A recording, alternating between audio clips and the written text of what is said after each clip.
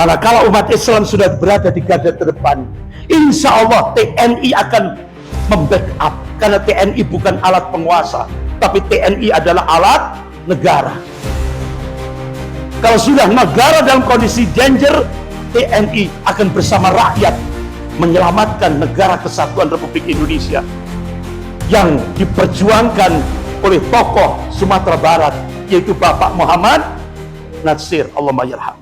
Assalamualaikum warahmatullahi wabarakatuh.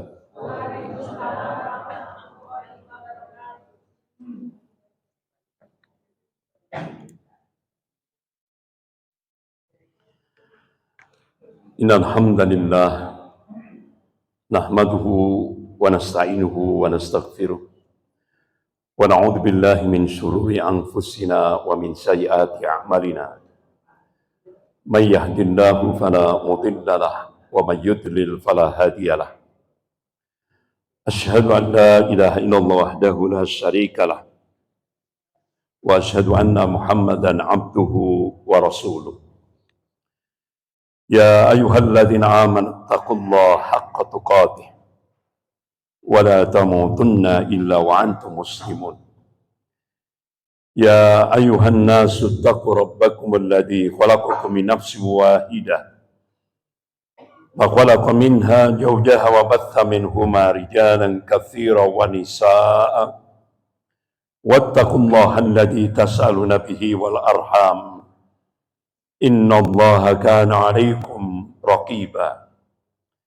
Ya ayyuhalladzina amanu taqullaha wa qulu qawlan sadida yuslih lakum a'malakum wa yaghfir lakum dhunubakum wa may yuti'illaha wa rasulahu faqad faza fawzan 'azima. Amma ba'd. Bapak-bapak, ibu-ibu jamaah subuh rahimakumullah. Pada pagi hari ini saya ingin menyampaikan masalah ummah, problematika umat kontemporer atau kekinian, tapi dari sudut pandang historis, sejarah. Kita, Masya Allah, dari Sumatera Barat, Bapak, Ibu semuanya mungkin masih ingat tentang proklamator kedua. Jadi kalau proklamator pertama 17 Agustus 1945 Soekarno, Hatta. Tapi proklamator kedua 17 Agustus 1950 itu dari Sumatera Barat. Siapa? Bapak Muhammad Natsir. Jadi pasca konferensi meja bundar, Indonesia menjadi Republik Indonesia Serikat. Ternyata dari pandangan Bapak Muhammad Natsir, Allahumma yarham, beliau mengatakan itu justru akan memperlemah negara Republik Indonesia, dipecah-pecah. Akhirnya, Masya Allah, ta'idullah, atas pertolongan Allah, biidnillah, atas izin Allah, beliau berjuang. Saat beliau menjadi Perdana Menteri Republik Indonesia yang pertama, Bapak Muhammad Natsir melakukan lobi-lobi terhadap pemimpin-pemimpin RIS, Republik Indonesia Serikat. Alhamdulillah, hampir, artinya semuanya menerima niat, ide, gagasan yang disampaikan oleh Bapak Muhammad Natsir, Allahumma yarham. Sehingga akhirnya tepat tanggal 3 April 1950, Bapak Muhammad Natsir pidato di depan parlemen. yang sering disebut dengan mosi integral Natsir. Alhamdulillah diterima oleh seluruh pemimpin RIS Republik Indonesia Serikat. Akhirnya tepat tanggal 17 Agustus 1950 diproklamasikan satu perubahan besar dari negara Republik Indonesia ini, dari RIS menjadi NKRI, Negara Kesatuan Republik Indonesia. Dan Masya Allah, ada dua tokoh dalam perjalanan menuju NKRI ini, Negara Kesatuan Republik Indonesia ini, dua tokoh dari Sumatera Barat,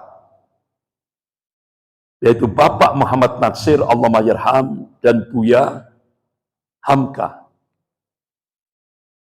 Luar biasa, dua tokoh pergerakan nasional ini saling topang menopang untuk mewujudkan Negara Kesatuan Republik Indonesia. Bapak-bapak, ibu-ibu yang dimuliakan Allah. Akan tetapi sekarang Negara Kesatuan Republik Indonesia ini sedang dalam kondisi tidak baik-baik saja. Bahkan mungkin ada yang menyebut ini sedang emergensi, darurat. Kondisinya sudah darurat. Karena apa? Ternyata di Indonesia ini lebih banyak yang menjadi pengkhianat daripada yang menjadi penyelamat. Jadi ternyata banyak sekali di Indonesia ini yang menjadi pengkhianat bangsa. Sehingga akhirnya NKRI ini sekarang dalam kondisi danger, bahaya. Bapak-bapak, ibu-ibu yang dimuliakan Allah. Akhirnya kami mencoba untuk melakukan koordinasi secara nasional di Jakarta. Alhamdulillah kita bersyukur. Ternyata masih banyak tokoh-tokoh bangsa, terutama tokoh-tokoh ulama di Indonesia yang bersama-sama ayo bangun selamatkan Negara Kesatuan Republik Indonesia. Sehingga waktu itu ketika saya hadir dalam pertemuan nasional itu, di depan saya banyak tokoh-tokoh ulama yang sangat berpengaruh di Indonesia. Kemudian di samping kanan saya ada pakar hukum tata negara, yaitu Profesor Refli Harun. Ada juga pakar hukum pidana dan beberapa pakar-pakar hukum yang lain. Jadi ada Profesor Egi Sujana dan beberapa pakar hukum yang lain. Bahkan dari Universitas Indonesia ada UI Watch. Bahkan dari ITB ada yang menggerakkan serikat buruh, yaitu Pak Jumhur Hidayat. Ada juga dari Sumatera, yaitu Dr. Sahganda Nainggolan, hadir pada saat itu. Bahkan di samping, di depan saya tapi agak ke kanan, itu ada mantan Kasat, yaitu Bapak Jenderal Purnawirawan Tiasno Sudarto. Ada juga sampingnya yaitu Bapak Jenderal Purnawirawan Sunarko, mantan Danjen Kopassus. Ada juga Jenderal Purnawirawan Soeharto, mantan Komandan Marinir. Dan beberapa jenderal purnawirawan yang lain tapi saya tidak kenal namanya. Ada juga Kolonel Purnawirawan Sugeng Waras dari Kopassus juga. Dan beberapa tokoh-tokoh nasional yang lain. Ada juga Profesor Dr. Ihsanuddin Norsi, pakar ekonom dan politik. Dan beberapa yang lain. Semuanya sepakat. Semuanya sepakat. Selamatkan NKRI. yang sekarang kondisinya sedang dalam bahaya. Karena ternyata saya dengarkan dari jenderal-jenderal Purnawira Angkatan Darat, ternyata di Indonesia sekarang ini terjadi perang. Tapi kita kan tidak tahu. Ternyata sudah terjadi 3 peperangan. Perang yang pertama yaitu yang sering disebut perang asimetris.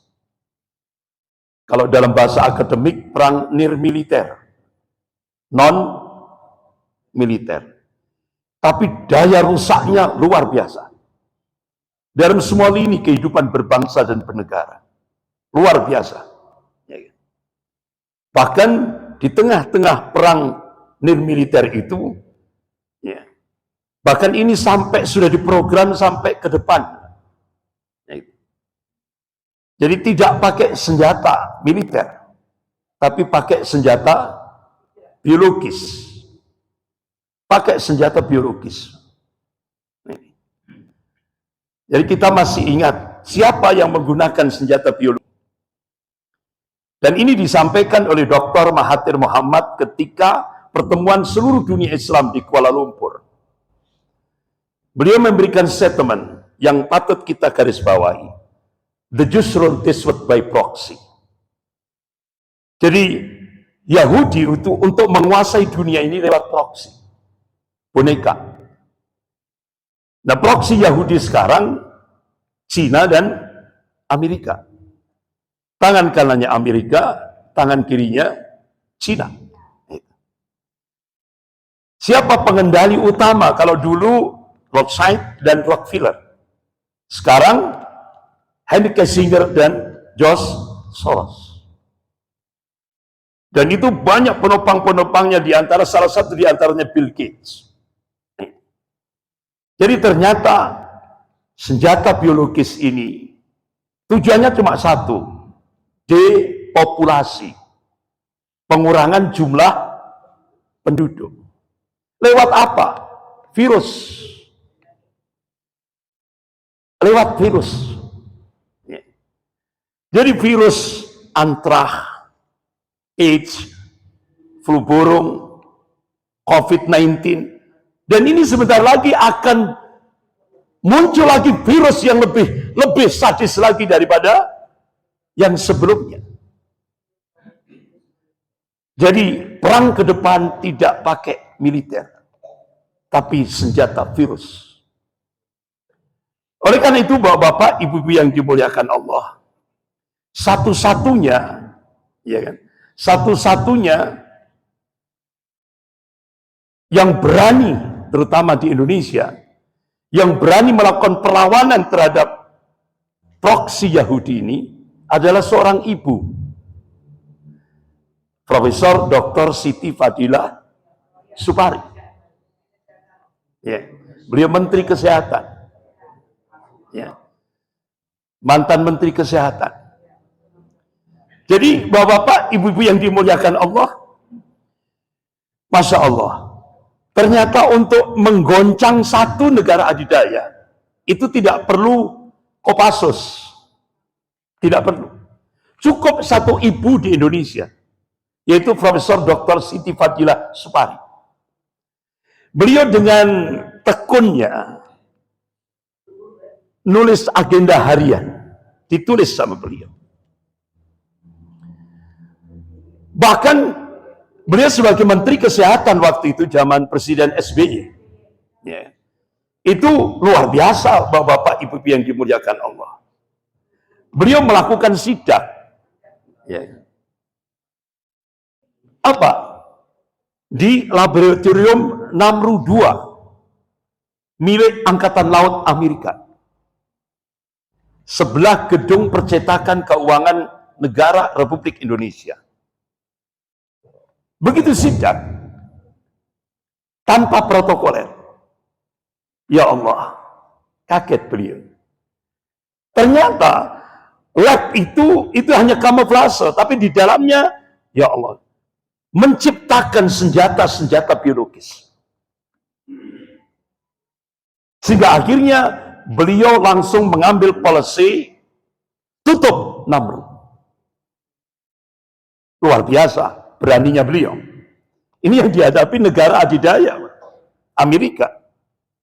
Sampai akhirnya, Bapak-bapak, Ibu yang dimuliakan Allah, agenda harian beliau itu langsung diterjemahkan dalam bahasa Inggris.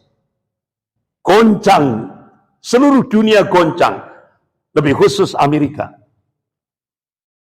Sehingga akhirnya pejabat-pejabat keamanan Amerika di Pentagon dan beberapa senator Amerika datang ke Indonesia, minta kepada Presiden SBY segera didel Profesor Dr. Siti Fadilah Supari. Karena ini sangat membahayakan bagi Amerika. Ketika beliau diundang di sebuah pondok pesantren di Jakarta, apa statement beliau? Saya hanya takut kepada Allah. Saya tidak takut kepada siapapun, hatta Amerika sekalipun. Allahu Akbar. Baja kondisi kolbu beliau, baja sekali. Ya. Akhirnya beliau dijebloskan ke penjara tanpa prosedur hukum. Dijebak. Kena 4 tahun penjara. Ini resiko. Karena beliau melakukan perlawanan terhadap senjata biologis yang diciptakan oleh proksi-proksi Yahudi ini tadi. Akhirnya apa yang terjadi, Bapak-bapak, Ibu yang dimuliakan Allah? Benar. Apa yang disampaikan oleh beliau itu hak. Qadarullah, ada pesawat charteran mendarat mendadak karena kerusakan mesin di Bandara Pudong, Cina. Tidak tahunya di dalam pesawat itu ada senjata biologis yang itu akan disebarkan di kawasan Afrika untuk membunuh masyarakat Afrika lewat udara, disebarkan lewat udara. Dan ternyata di dalamnya itu ada 3 anggota CIA. Ada 1 dari Namru, ternyata orang Indonesia.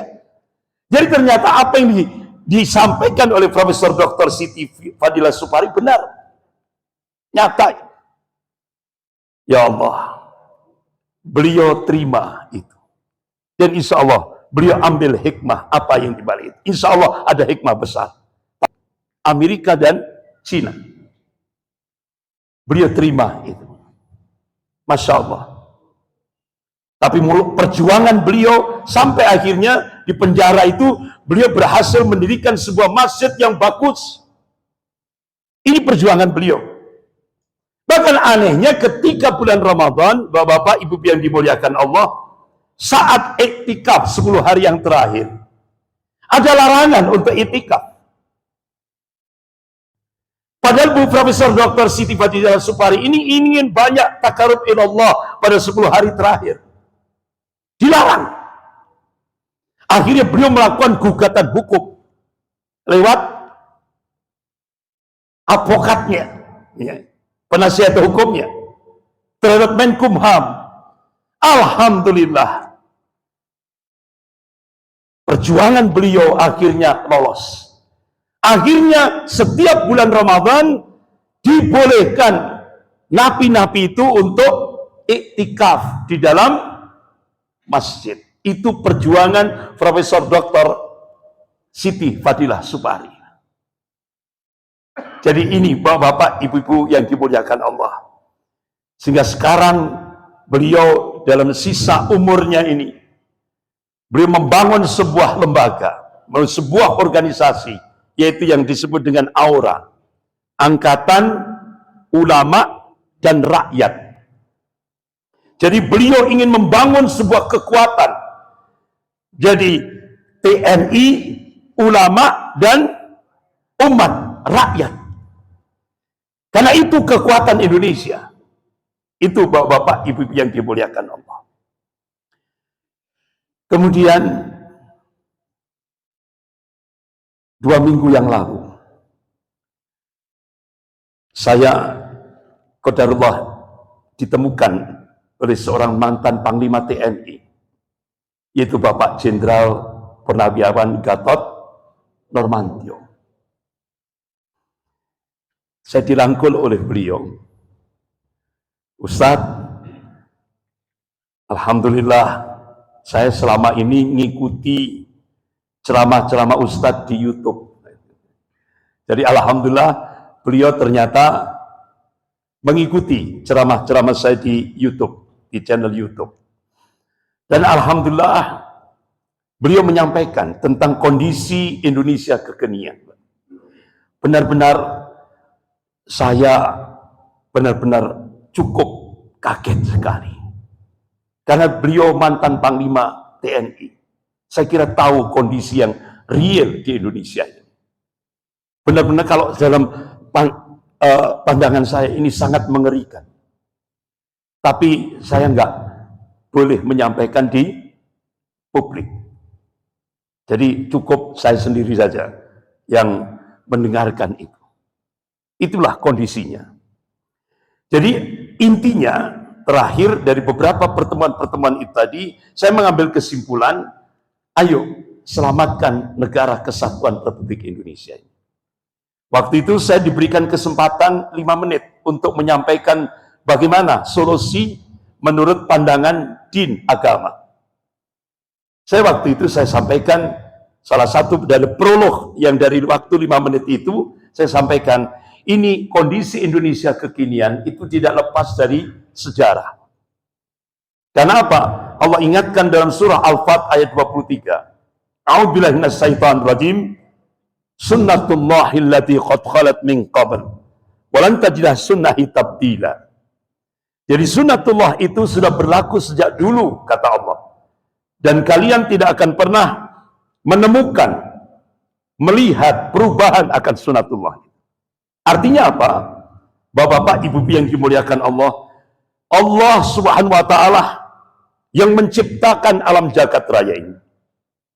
Allah Subhanahu wa Ta'ala yang menguasai rotasi alam jagat raya ini. Allah Subhanahu wa Ta'ala yang meninggikan langit tanpa tiang ini. Mengabarkan sejarah akan berulang. Yang membedakan adalah warna dan kualitasnya. Oleh karena itu di hadapan beberapa tokoh-tokoh ulama, tokoh-tokoh nasional, bahkan juga dari Jenderal Purnawirawan Angkatan Darat tadi, saya sampaikan kalau dulu ABRI dan umat Islam bersatu melawan komunis, insya Allah ke depan umat Islam dan TNI bersatu untuk menghadapi komunis gaya baru. Sejarah akan berulang. Kenapa? Kalau dulu ABRI dan umat Islam, karena ABRI masih eksis. Kalau sekarang, kenapa saya sebutkan umat Islam dan TNI? Kenapa kalau umat Islam dulu? Karena TNI sudah dikunci dengan Undang-Undang Nomor 34 Tahun 2004. TNI sudah tidak boleh lagi masuk wilayah sospol, sosial politik. Harus balik ke barat. Sehingga benar-benar TNI benar-benar dimarginalkan, dipinggirkan dalam kehidupan berbangsa dan bernegara. Bahkan bapak-bapak, ibu-ibu yang dimuliakan Allah juga kita lihat. Kalau dulu Kopassus itu ranking 3 tingkat dunia. Kekuatan militer seluruh dunia. Itu Kopassus ranking 3. Sekarang anjlok. Sudah tidak diperhitungkan lagi. Bahkan bapak-bapak, ibu yang dimuliakan Allah, perbandingannya sekarang TNI Polri itu 1:3. TNI-nya 1, Polri-nya 3. Begitu juga anggarannya. Anggarannya TNI 1 itu dibagi 5. Polri 3. Sehingga senjata yang tercanggih itu sekarang bukan milik TNI tapi milik Polri. Inilah kondisi. Oleh karena itu kenapa mantan Panglima TNI yaitu Bapak Jenderal Purnawirawan Gatot Nurmantio, beliau mengatakan benteng terakhir negara kesatuan Republik Indonesia ini adalah umat Islam. Makanya tadi kan saya sampaikan, insya Allah sejarah akan berulang. umat Islam dan TNI akan memperkuat, artinya istilahnya menyelamatkan Indonesia, negara kesatuan Republik Indonesia ini dari komunis gaya baru. Sebagaimana Profesor Salim Said, guru besar ilmu politik dan militer Universitas Indonesia, dalam video pendek beliau menegaskan bahwa kader-kader komunis sekarang ini yang begitu banyak menjadi bupati, wali kota, gubernur, staf menteri, bahkan ada yang staf presiden, ya kan? Bahkan hampir 200 lebih kader-kader komunis yang berada di DPR RI. Semuanya itu sekarang sudah melakukan balas dendam kepada umat Islam, ulamanya dan Islam dengan menggunakan kekuasaan. Saya kira kalau yang ngomong itu Profesor Salim Said itu tidak sekedar statement. Beliau punya data. Beliau punya data. Itulah yang terjadi. Bahkan saya tabayun ke Komisi 7 DPR RI, yaitu Pak Ridwan Hisap dari Golkar itu ya. Saya tanya, kebetulan itu tetangga saya. Beliau di perumahan elit di Permata Jingga. Saya tanya, Pak Ridwan, saya dapat info sekarang kader-kader komunis yang duduk di DPR RI itu sudah 200 lebih. Benar enggak? Benar, Ustaz. Nah, sekarang gimana itu Bapak-bapak, ibu-ibu yang dimuliakan Allah? Dulu, Bapak-bapak, ibu-ibu, tahun 1986, itu Partai Komunis Cina mengadakan kongres di Beijing.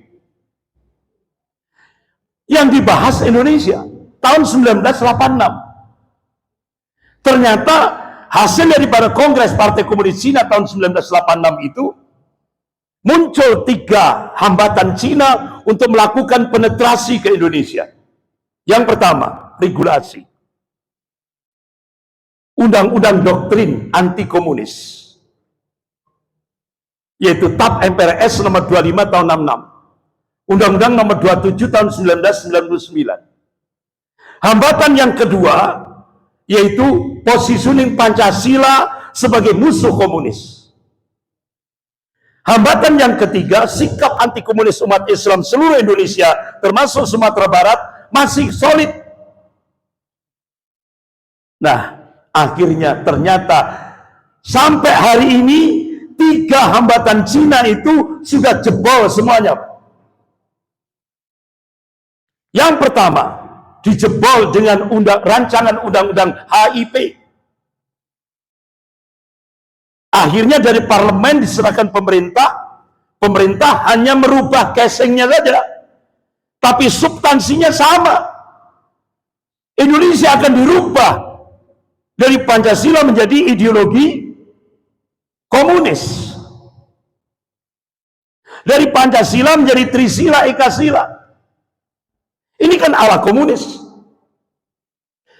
Yang kedua, dijebol dengan undang-undang Omnibus Law.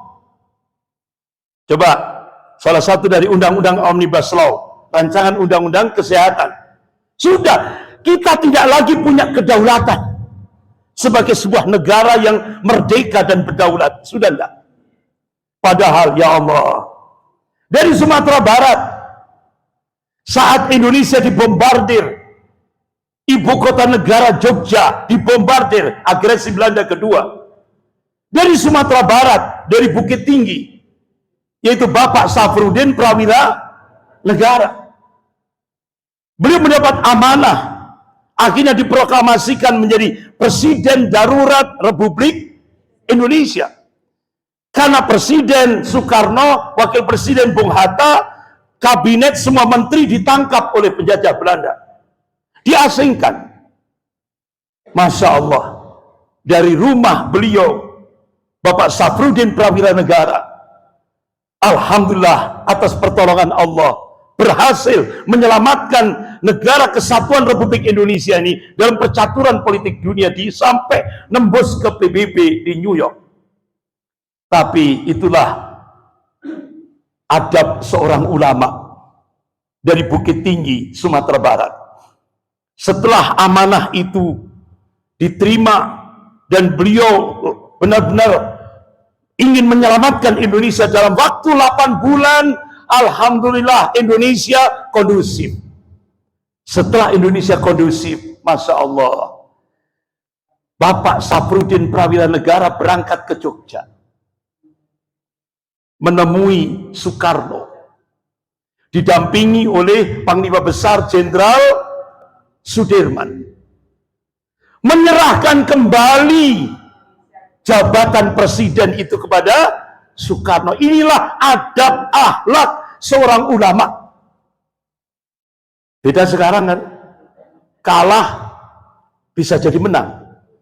Bahkan sampai politisi Jepang itu, ya kan, polisi Jepang itu sampai geleng-geleng. Sak dunia ini cuma ada di Indonesia. Sak dunia ini cuma ada di Indonesia. Kalah tapi bisa menang. Aneh kan?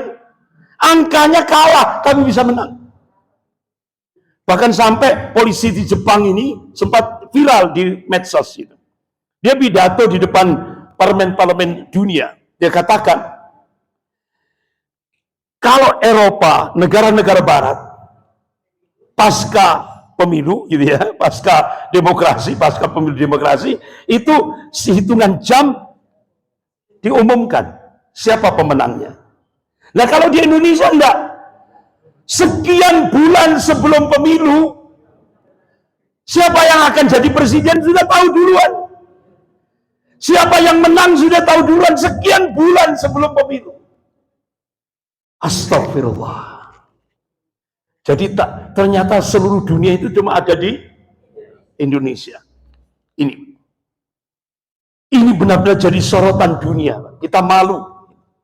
Itu, Bapak-bapak, ibu-ibu yang dimuliakan Allah. Nah, apa yang saya sampaikan ini tidak lepas daripada sejarah. Makanya kenapa ulama-ulama Ahlus Sunnah wal Jamaah seperti Al-Imam At-Tabari rahimahullah, Ibnu Sa'ad rahimahullah, dan beberapa ulama-ulama Ahlus Sunnah wal Jamaah yang lain, beliau menjadikan sejarah itu menjadi profesi ilmiah. Karena apa? Kalau kita ingin menganalisis kondisi kekinian, ulama-ulama Ahlus Sunnah memberikan satu pandangan. Kita harus setback, buka sejarah. Insya Allah analisis kita akan menyeluruh, totalitas, tidak parsial. Itulah makanya kenapa bapak-bapak ibu yang dimuliakan Allah, ada salah satu ulama kita yaitu Ibnu Khaldun rahimahullah. Kitab yang ditulis oleh beliau, kitab Al-Muqaddimah, itu menjadi rujukan dunia Islam dan dunia Barat. Kenapa dunia Barat sampai menjadikan kitab Al-Muqaddimah yang ditulis oleh Ibnu Khaldun menjadi rujukan? Karena ternyata analisisnya tajam sekali. Di samping beliau buka sejarah, beliau ditambah dengan fikih waqi'iyah, realitas kondisi kehidupan berbangsa dan bernegara seluruh dunia. Makanya kitab yang ditulis beliau menjadi rujukan dunia Islam dan dunia Barat. Nah, bapak-bapak, coba apa yang terjadi di Indonesia sekarang itu tidak lepas daripada sejarah masa lalu. Ternyata ada genealogi paham pergerakan dan paham politik di Indonesia pada masa penjajahan Belanda. Ternyata bapak-bapak ibu yang dimuliakan Allah, apa yang diingatkan oleh Allah dan Rasulnya terjadi. As-sira' bainal haq wal batil. Pertarungan antara al-haq dan batil itu senantiasa ada. Ila yaumil kiamah. Jadi pertarungan ideologis antara umat Islam, komunis, nasionalis sekuler, Kristiani radikal, itu mulai dulu sampai sekarang tetap berlangsung. tetap berlangsung. Bahkan pertarungan ideologis itu tadi tidak lepas daripada skenario global. Dalam hal ini yang sekarang adalah dua negara adidaya, Cina dan Amerika. Tujuannya apa? Ingin menaklukkan Indonesia yang jumlah penduduk muslimnya terbesar seluruh dunia. Dan itu diungkap oleh lembaga riset The Pew Forum on Religion and Public Life. Menempatkan Indonesia dalam ranking pertama jumlah penduduk muslim terbesar seluruh dunia. Oleh karena itu, Indonesia menjadi target utama. Bahkan 2025 sudah diprogram oleh dua kekuatan dunia ini, Indonesia dan Pakistan.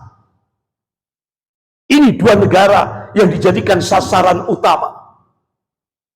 Sehingga Bapak-bapak, Ibu yang dimuliakan Allah, ada sebuah buku berbahasa Rusia, yang satu berbahasa Inggris.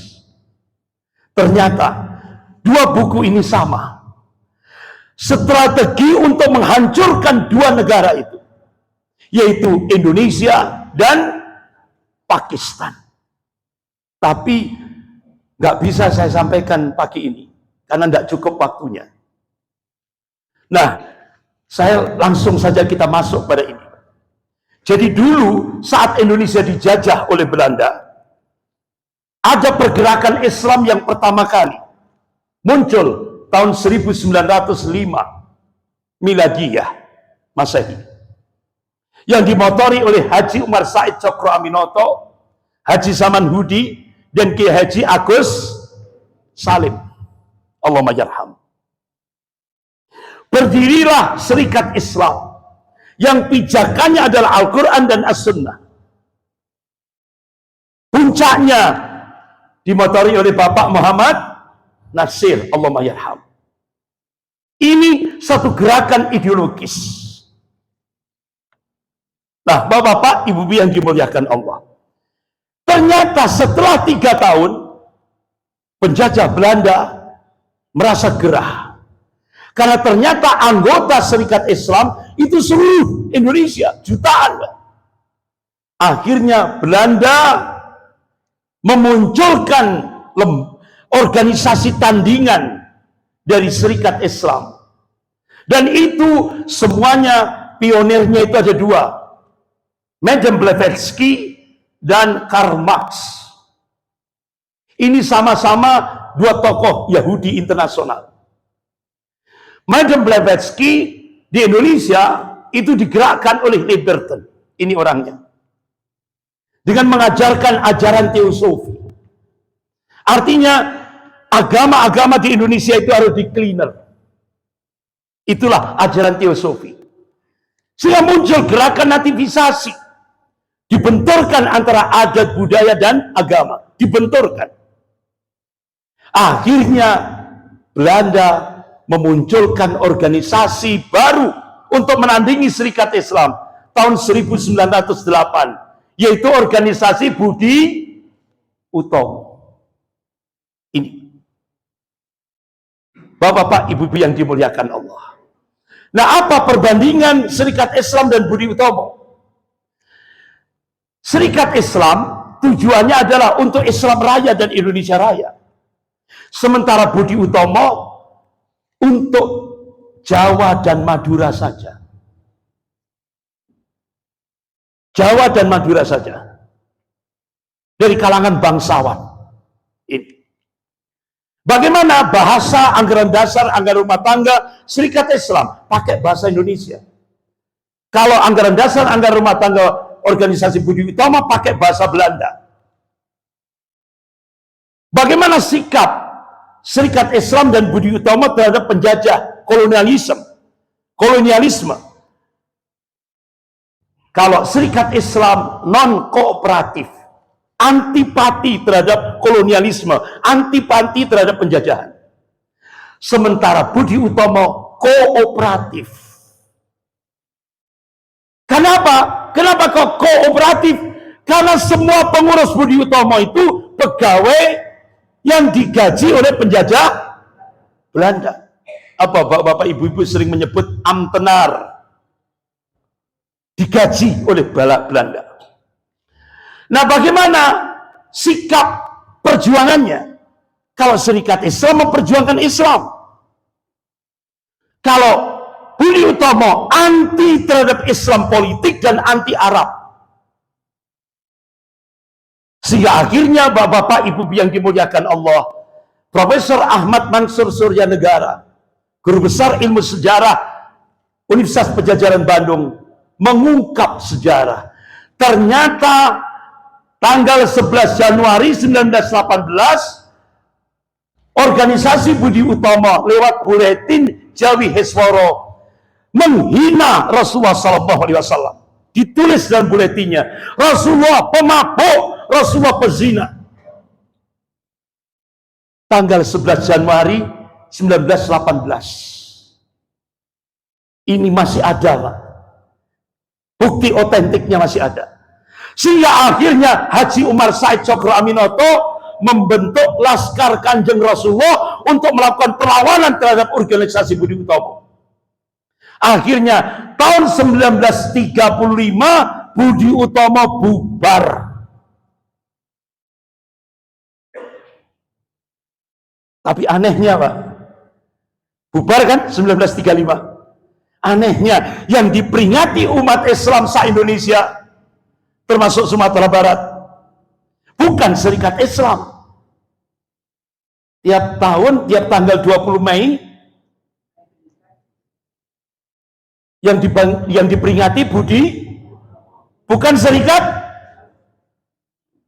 Padahal Rasulullah mengingatkan, kalau Rasulullah SAW, la yu'minu ahadukum hatta akuna ahabba ilaihi min walidihi wa waladihi wa nasi ajma'in. Ini hadis sahih riwayat Bukhari wa Muslim.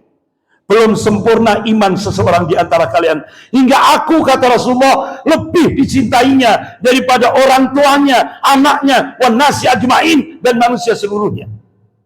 Tapi ternyata kita tidak cinta kepada Rasulullah. Kita lebih cinta kepada Budi Utomo. Benar enggak? Jujur, Pak, jujur. Astagfirullah. Tiap tanggal 20 Mei pasti itu kita memperingati. Padahal ini organisasi yang melecehkan Nabi kita, Rasulullah SAW.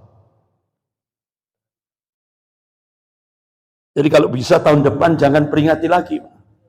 Kalau kita benar-benar cinta kepada Rasulullah, iya kan? Nah ini. Tunjukkan kita barok. Berlepas diri. Kenapa? Nanti di yaumil akhir, kita tidak akan ditanya apakah kamu, apa? Yang ditanya apa? Jangankan di yaumil akhir, di kuburan saja, iya kan? Man rabbuka. Man dinuka. Menabiyuka, ya kan, itu yang ditanya. Tapi apakah kita nanti jawab, siapa nabimu? Budi Utomo. Astagfirullah. Ini astagfirullah. Bapak-bapak, ibu-ibu yang dimuliakan Allah.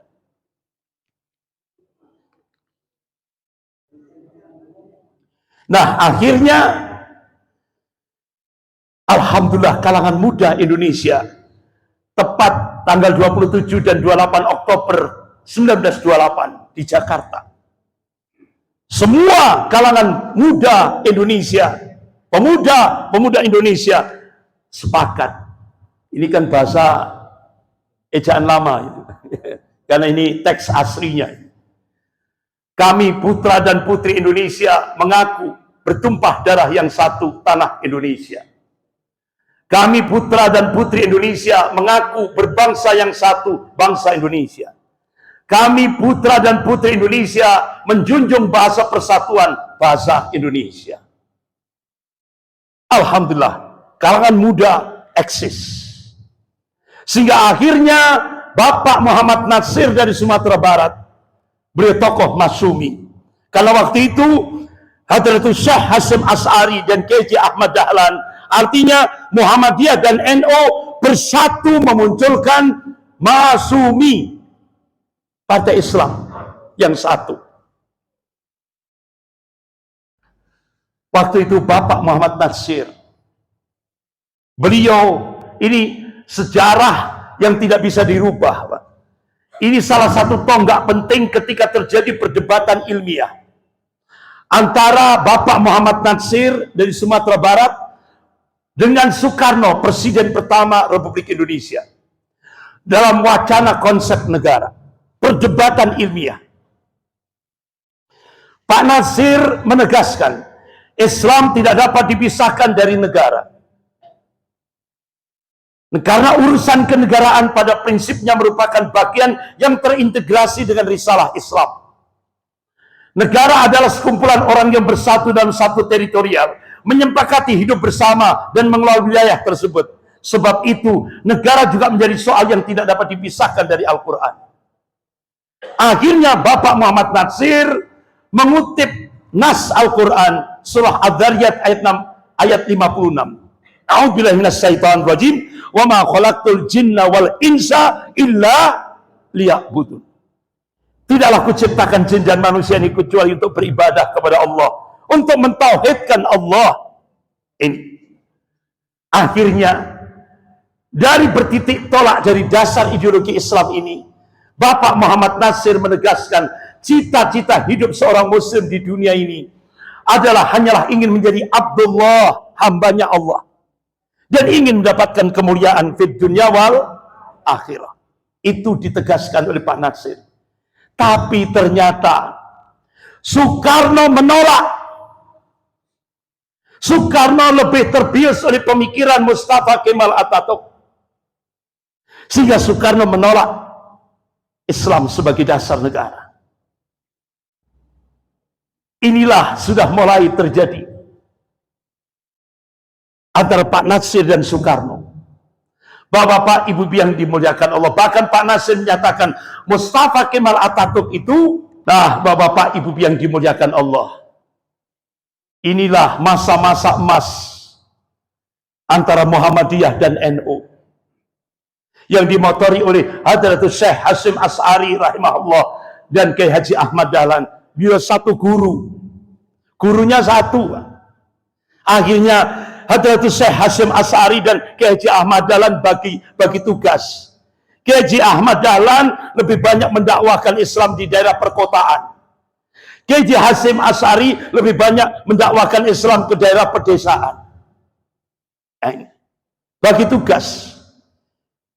Akhirnya dalam pergerakan itu akhirnya memunculkan satu partai Islam, yaitu Masyumi. Ini kertasnya sudah lusuh. Jadi ini kertas lama ini. Ya inilah tokoh-tokoh Masyumi. Nah, bapak-bapak, ibu-ibu yang dimuliakan Allah, akhirnya kembali kepada ini tadi.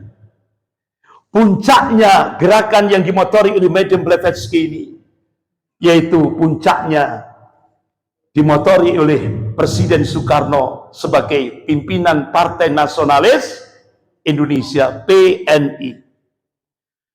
Tidak tahunya di sela-sela muncul ini, ternyata di Indonesia muncul lagi yang dimotori oleh Karl Marx, yang menggerakkan di Indonesia, yaitu Snevit lewat ISDV pada saat penjajahan Belanda.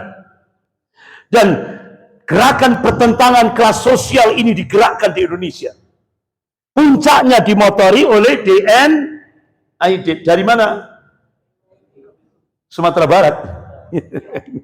Jadi dari Sumatera Barat juga. Ini DNID. Nah, tahun 1950 ternyata antara Soekarno dan DNID punya kesamaan.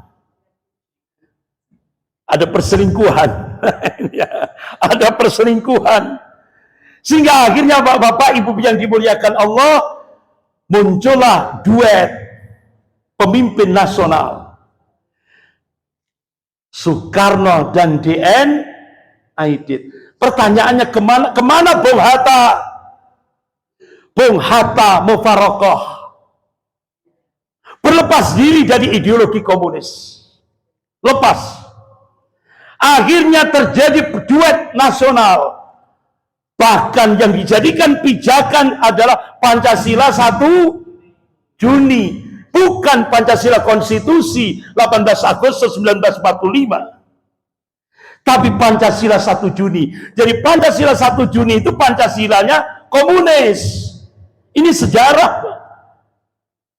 Sehingga waktu itu Soekarno dan DN Aidit pidato. Suburlah PKI. Ini bukunya masih ada ini. Ini arsip negara. Bisa dikopi. Soekarno di depan jutaan PKI, anggota PKI. Ini di Gelora Bung Karno, ya kan? Kalau sekarang GBK, ya kan, GBK. Itu Soekarno dan DN Aidit pidato. Suburlah PKI. Ini jaya-jayanya PKI. Bahkan baliho besar itu di Jakarta, itu gambarnya Karl Marx, Friedrich Engels, Soekarno dan DN Aidit. Tidak ada Bung Hatta. Jaya-jayanya PKI. Bapak-bapak, ibu-ibu yang dimuliakan Allah. Bahkan dalam pentas seni pada masa jaya-jayanya PKI, itu judulnya yang digerakkan, Tuhan sudah mati. Gusti Allah itu kan sama dengan Allah gitu ya. Mantu itu menantu, apa sedang pernikahan. Ini pelecehan yang dilakukan saat jaya-jayanya PKI di Indonesia. Bahkan menyebut umat Islam dan Rasulullah, ngolok-ngolok Rasulullah dan umat Islam kadrun, kadal gurun. Nah, saya tanya, kira-kira sejarah berulang enggak? Berulang. Allah tetapkan dalam surah Al-Fat ayat 23 itu. Sejarah akan berulang. Sekarang dasar negara berulang enggak 1 Juni? Berulang 1 Juni. Kalau dulu zaman DN Aidit ada revolusi mental. Sekarang revolusi mental. Sejarah berulang. Yang membedakan itu warna dan kualitasnya. Ini bapak-bapak, ibu-ibu yang dimuliakan Allah. Revolusi mental. Jadi kata DN Aidit, agama adalah candu. Agama adalah candu. Revolusi mental tidak akan pernah berhasil bila rakyat dijauhkan dari agama. Sudah enggak di Indonesia? Sudah. 2016 Ketua Dewan Pembinaan Ideologi Pancasila memberikan statement. Agama musuh terbesar Pancasila.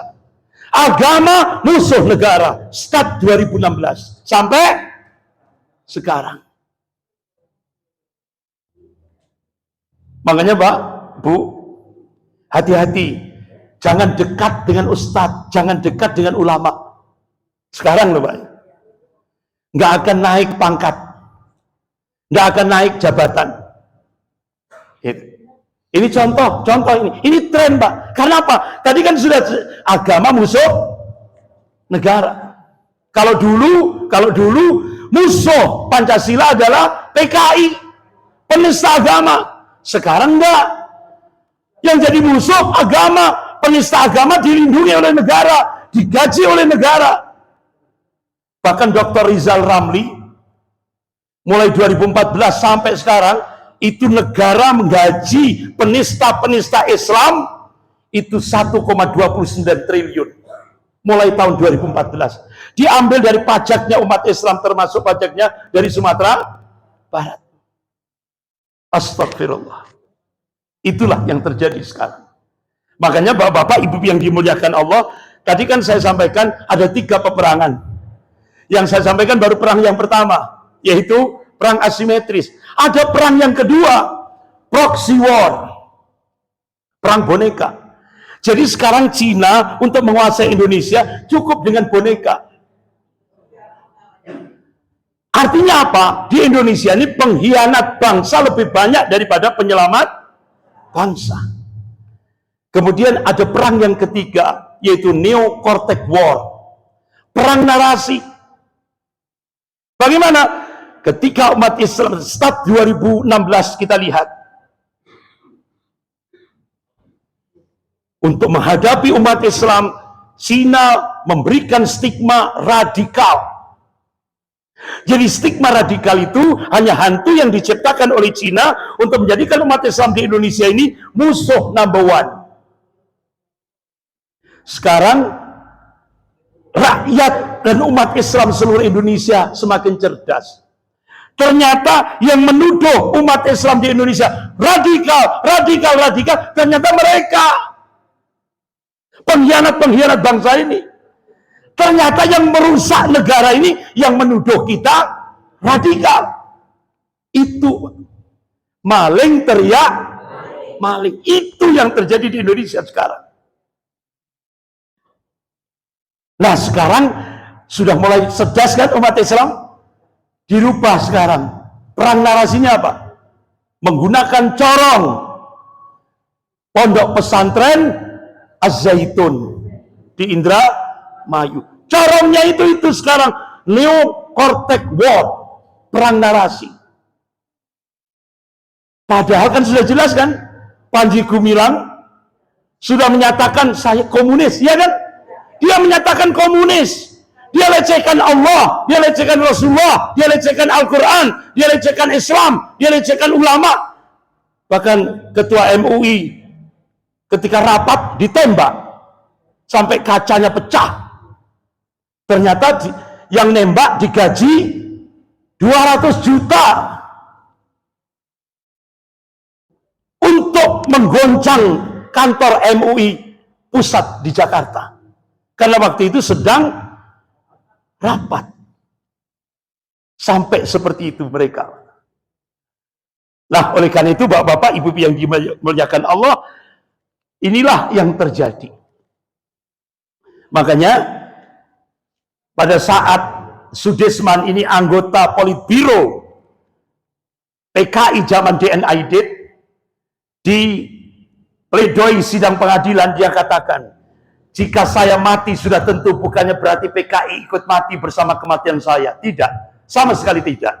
Walaupun PKI sekarang sedang rusak berkeping-keping, saya tetap yakin bahwa ini hanya bersifat sementara. Dan dalam proses sejarah, nantinya PKI akan tumbuh kembali. Sebab PKI adalah anak zaman yang dilahirkan oleh zaman.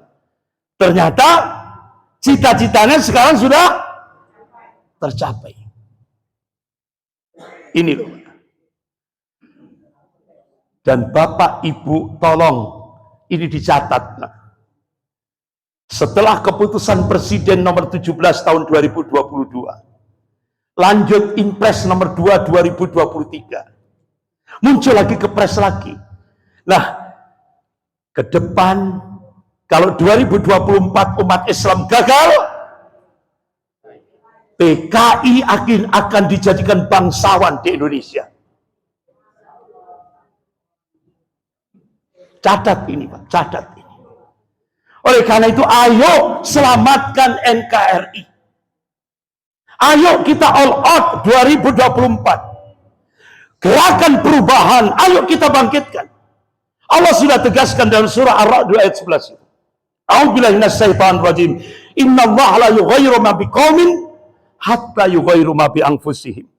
Sesungguhnya Allah tidak akan merubah kondisi satu kaum hingga kaum itu merubah apa yang ada pada dirinya sendiri. Ini quantum change, quantum perubahan. Takbir, Allahu Akbar. Ini quantum change, quantum perubahan. Allah tidak akan merubah nasib umat Islam di Indonesia kalau umat Islam tidak mau berubah. Ayo berubah, jadikan Indonesia dari yang tidak baik menjadi baik, dari yang baik menjadi lebih baik. Ayo, semangat bangkit. Karena apa? Benteng terakhir negara kesatuan Republik Indonesia adalah umat Islam. Pak, Bu, ini sudah teknis. Manakala umat Islam sudah berada di garda terdepan, insya Allah TNI akan membackup. Karena TNI bukan alat penguasa, tapi TNI adalah alat negara. Kalau sudah negara dalam kondisi danger, TNI akan bersama rakyat menyelamatkan negara kesatuan Republik Indonesia yang diperjuangkan oleh tokoh Sumatera Barat, yaitu Bapak Muhammad Natsir, Allahumma yarham. Sekian, lebih kurangnya saya mohon maaf, agak lama sekali.